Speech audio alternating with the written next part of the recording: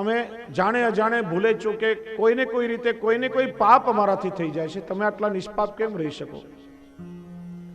સંત એકનાથે કહ્યું કે ચર્ચા આપણે પછી કરશું, આજે મારે તને એક અગત્યની વાત કરવી છે. આજથી 7 દિવસ પછી તારું મૃત્યુ થશે. મૃત્યુની આગાહી અને પણ એક અધિકારી સંતના મોઢે સાંભળી પેલા ભક્તનું હૃદય ધ્રુજી ગયું. સંતના ચરણોમાં પડ્યો, વંદન કર્યો, ભાગતો ભાગતો ઘરે આવ્યો. ઘરે આવતા જ પોતાનો તામસી ક્રોધી સ્વભાવ બદલી નાખ્યો, બધા સાથે પ્રેમથી વ્યવહાર કરવા લાગ્યો. લેણ દારૂનું દેવું ફટાફટ ચૂકવી દીધું. દિવસ રાત પ્રભુના સ્મરણમાં લાગ્યો. જોત જોતામાં 7 દિવસ નીકળે, 8મો દિવસ આવ્યો. પેલો નાહી ધોઈ પવિત્ર થઈ સંતને વંદન કરવા આવ્યો. કેવા લાગ્યો, મહારાજ તમે તો કહ્યું હતું કે 7 દિવસમાં મરી જઈશ, આજે 8મો દિવસ ને હું જીવતો બેઠો છું. પેલો તો જીવે છે ભગવાનની કૃપા સમજ, પણ હવે મને કે આ 7 દિવસમાં તે કેટલા પાપ કર્યા? પેલો કે પાપ શું, પાપનો વિચાર સુદ્ધા કર્યો નથી. 7 દિવસમાં જો મરવાનું હોય તો પાપ કેવી રીતે કરવું? ત્યારે સંતે પોતાની નિષ્પાપતાનું રહસ્ય સમજાવ્યું. તને ખબર પડી કે 7 દિવસમાં મરી જઈશ તો બધું પાપ કર્મ છોડી પ્રભુના માર્ગે વળી ગયો, તો મને તો એક ક્ષણનો પણ ભરોસો નથી કે આગલી ક્ષણે મારું શું થશે, હું પાપ કેવી રીતે કરું? આ સત્સંગ ક્ષણભંગુર દેહ પ્રત્યે આપણને સજાગ કરે છે. માણસ નિષ્પાપ બને અને નિષ્પાપ માણસ નિર્ભય બને. સત્સંગનું બીજું ફળ છે નિસ્સંદેહતા. મનમાં રહેલા લૌકિક અલૌકિક બધા સંશયને સત્સંગ દૂર કરે છે. કે છે સંશયાત્મા વિનશ્યતિ. બહુ શંકાશીલ માણસ હોય ને ક્યારે સુખી ના રહી શકે, હંમેશા દુખી રહે. દૂધની તપેલીમાં ખાટી છાશનું એક ટીપું પડે ને તો આખી તપેલીનું દૂધ ફાડી નાખે. એમ સંસારમાં જ્યારે શંકાઓ થવા લાગે ને તો માણસનો સંસાર પણ બગડી જાય. અને જીવનો સ્વભાવ છે, પ્રભુની લીલાઓનું જ્ઞાન ન હોય તો ભગવાનની લીલામાં પણ શંકા થવા લાગે. 7 વર્ષનું બાળક આટલો મોટો ગોવર્ધન કેવી રીતે ઉપાડે? પથ્થરમાંથી ઈલ્યામાંથી પાછું પથ્થર કેવી રીતે બને? જીવ ભૂલી જાય છે. આ કોઈ સામાન્ય વ્યક્તિની કથા નથી, આ તો કરતુમ અકર્તુમ અન્યથા કરતુમ સર્વ સમર્થ પ્રભુની લીલા છે, પ્રભુના ચરિત્ર છે, એમના માટે કઈ અશક્ય નથી. રામાયણનો પ્રસંગ છે. મેઘનાદે રામ અને લક્ષ્મણને નાગપાશથી બાંધ્યા. એ નાગપાશથી છોડાવવાનું કામ ગરુડજીને સોંપાયું. ગરુડજી પકડી પકડી સર્પને વીણવા લાગ્યા. મનમાં શંકા થઈ, જો પ્રભુનું વાહન છે પણ સત્સંગ નથી, પ્રભુની લીલાનું જ્ઞાન નથી. મનમાં શંકા થઈ, ભગવાન મોટા કે જે ભગવાનને આપણે કામ લાગીએ આપણે મોટા? જે સામાન્ય જીવને ક્ષણ માત્રમાં ભવપાશમાંથી મુક્ત કરી શકે અને તુચ્છ રાક્ષસ નાગપાશથી બાંધી શકે ખરા? ગરુડજી ગયા નારદજી પાસે, નારદજી બ્રહ્માજી પાસે મોકલ્યા. બ્રહ્માજીએ શિવજી પાસે, શિવજીએ કાગભૂષણજીજી પાસે. એમના મુખથી જ્યારે કથાનું શ્રવણ કર્યું, લીલાઓ સાંભળી, ત્યારે લીલાનું જ્ઞાન થયું કે આ તો પ્રભુની લીલા છે, આ બધું અવતાર કાર્ય છે. સત્સંગ આપણને નિસ્સંદેહ બનાવે છે. સત્સંગનું ત્રીજું ફળ છે હૃદયમાં પ્રભુનો આવિર્ભાવ.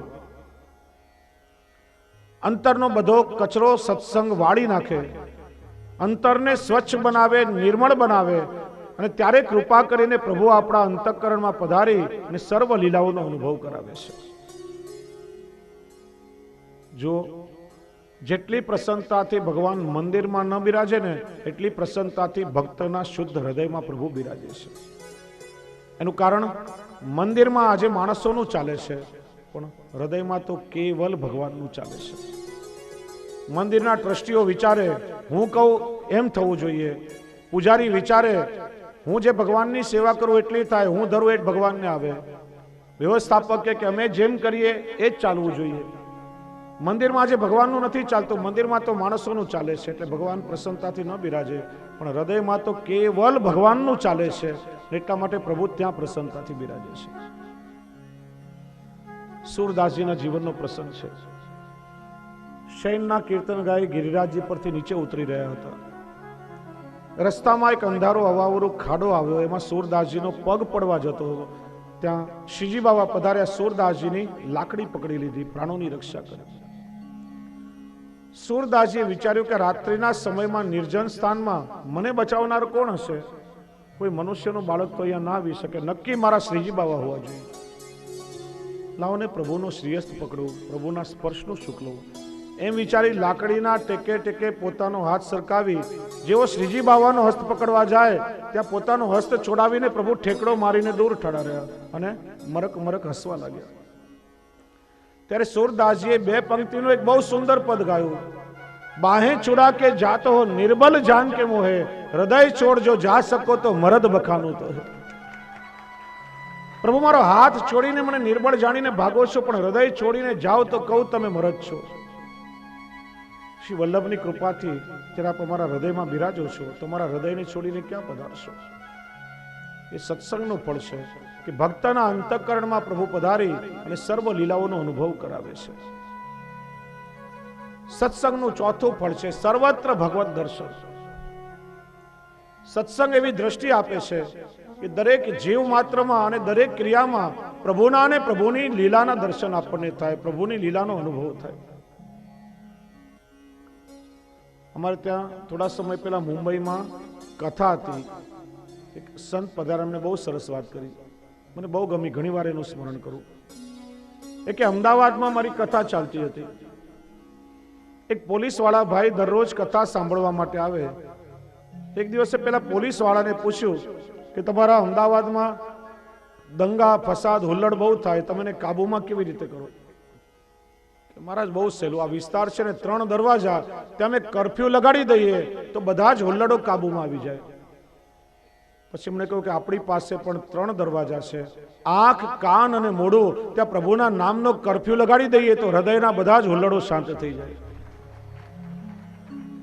સત્સંગ આંખ પવિત્ર બનાવે, દ્રષ્ટિ આપે છે. પ્રભુના ગુણગાન સાંભળીએ તો કાન પવિત્ર બને.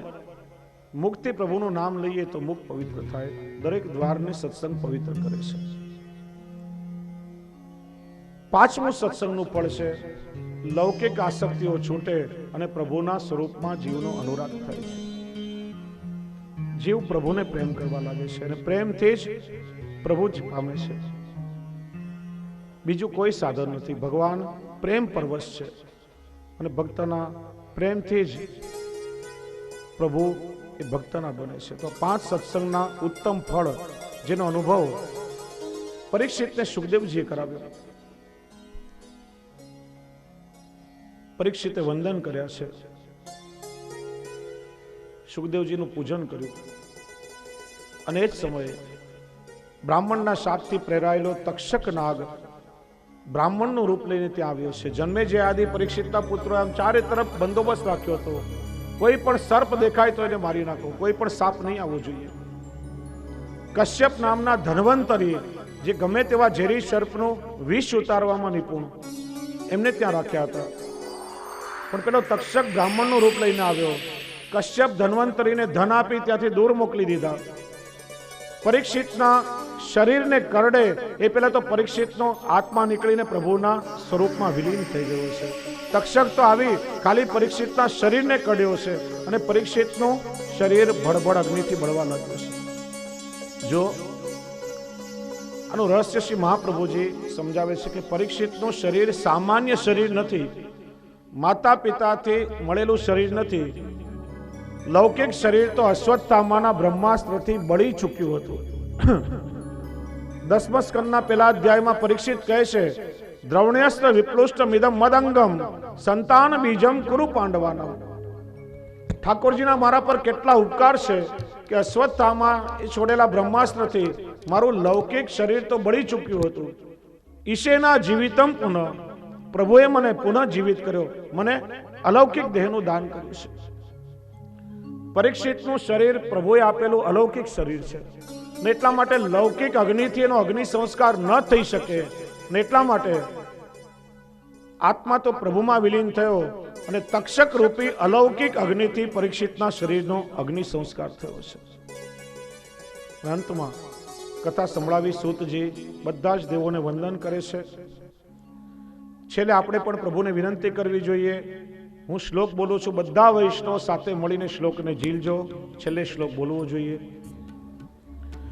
ભવે ભવે યથા ભક્તિ, ભવે ભવે યથા ભક્તિ, ભવે ભવે યથા ભક્તિ, ભવે ભવે યથા ભક્તિ, પાદયોસ્તવ જાયતે, પાદયોસ્તવ જાયતે, તથા કુરુષ્વ દેવેશ, તથા કુરુષ્વ દેવેશ, નાથસ્ત્વમ નો યતઃ પ્રભો, નાથસ્ત્વમ નો યથ પ્રભુ, નામ સંકીર્તનમ યસ્ય, નામ સંકીર્તનમ યસ્ય, સર્વ પાપ પ્રણાશનમ, સર્વ પાપ પ્રણાશનમ, પ્રણામો દુઃખ શમનમ, પ્રણામો દુઃખ શમનમ, તમ નમામિ હરિમ પદમ. તમ નમામિ હરિમ પદમ. હે પ્રભુ, પ્રત્યેક જન્મમાં મને આપના ચરણ કમલની ભક્તિ થાય એવી કૃપા મારા પર કરજો, કારણ કે આપ મારા સ્વામી છો, જેમનું નામ સંકીર્તન સર્વ પાપને દૂર કરે છે અને જેમને કરેલા પ્રણામ બધા દુઃખોને દૂર કરે છે. એવા હે પ્રભુ, આપના ચરણારવિંદને હું વંદન કરું છું. પ્રભુના ચરણની ભક્તિ માગી છે, તો ચાલો આપણે પણ એ જ પ્રભુને વિનંતી કરીએ કે મુझे ચરણોं से लगा ले मेरे श्याम मुरली वाले. હે પ્રભુ, અમને પણ પ્રત્યેક જન્મમાં આપના ચરણારવિંદની ભક્તિ પ્રાપ્ત થાય, આપના ચરણનો આશ્રય દ્રઢ થાય. मेरी श्वास श्वास में तेरा, मेरी श्वास श्वास में तेरा, हे नाम मुरली वाले, मुझे चरणों से लगा ले मेरे श्याम मुरली वाले, मुझे चरणों से लगा ले मेरे श्याम मुरली वाले. भक्तों की तुमने काना विपदा हटाई, भक्तों की तुमने गाना विपदा हटाई, मेरी ही बाह थामो आके गिरधारे, मेरी बाह थामो आके गिरधारे. बिगड़े बनाए तुमने, बिगड़े बनाए तुमने, हर काम मुरली वाले, मुझे चरणों से लगा ले मेरे श्याम मुरली वाले, मुझे चरणों से लगा ले मेरे श्याम मुरली वाले.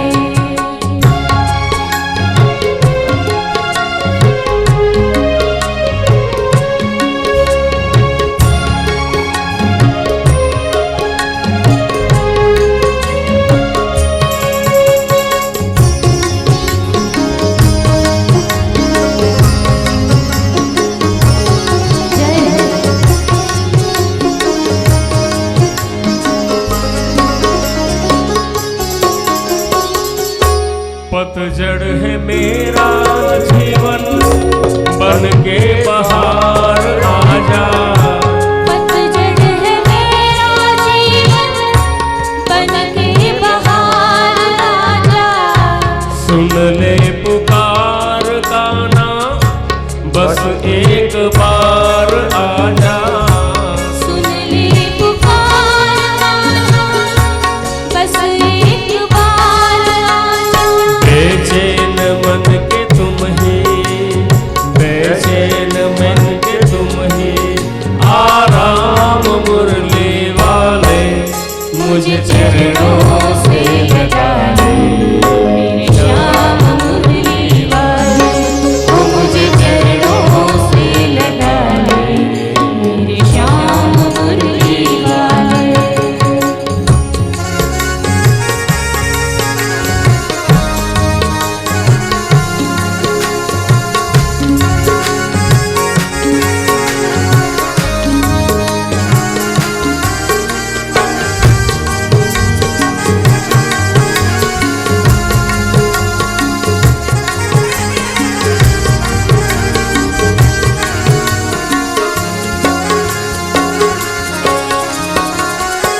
तुम हो दया के सागर, जन्मों की मैं हूँ प्यासे, तुम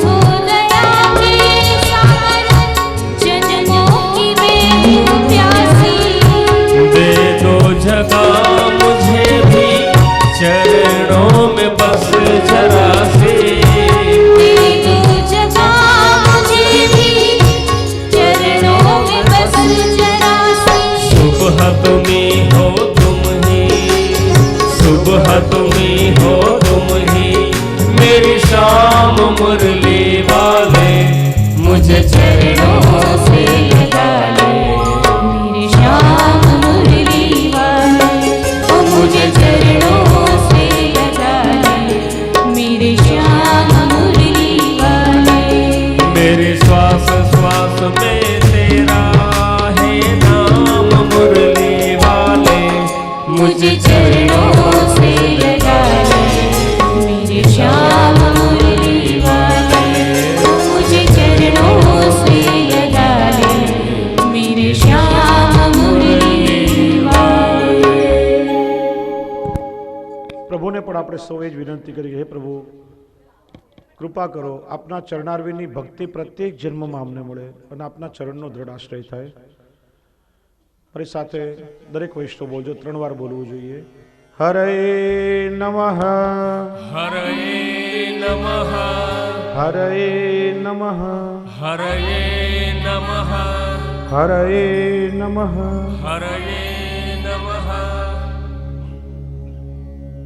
જે કંઈ 7 દિવસમાં ભગવદ્ ગુણગાન આપણે સૌએ જેનું શ્રવણ કર્યું,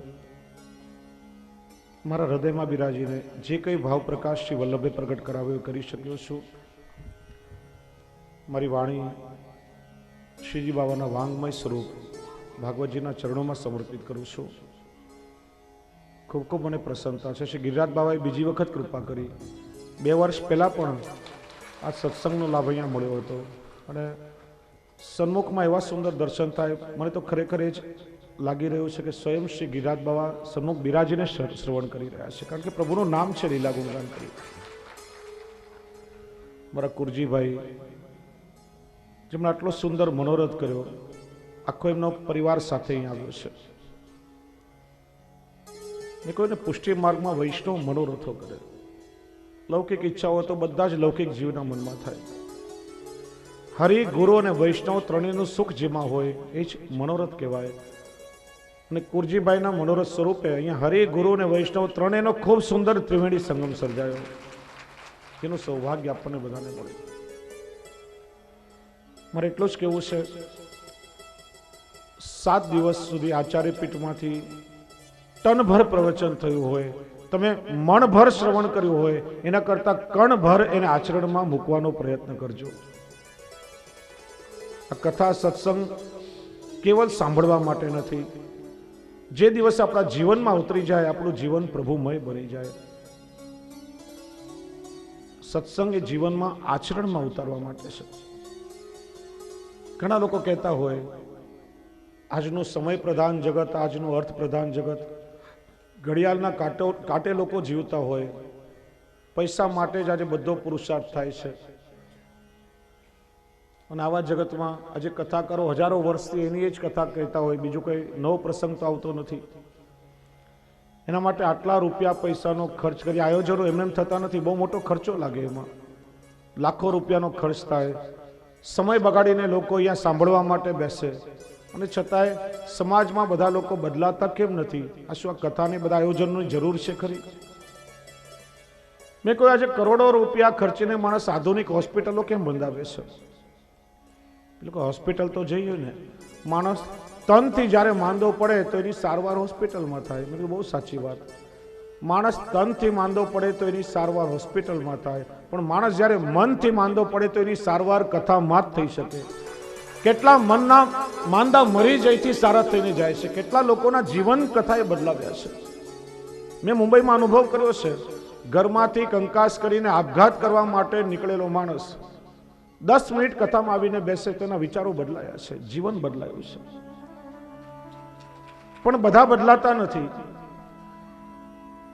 મેં એમને એક વાત કહી કે એક યુવાન કથાકાર બહુ સુંદર કથા કરે અને થોડા બહુ વૃદ્ધ માણસો કથા સાંભળવા માટે આવે.